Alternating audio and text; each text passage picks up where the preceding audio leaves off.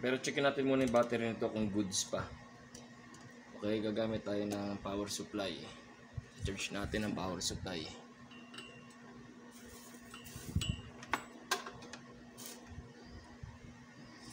Okay.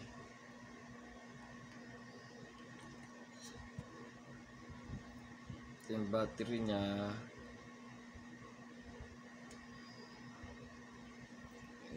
Set natin yung ano.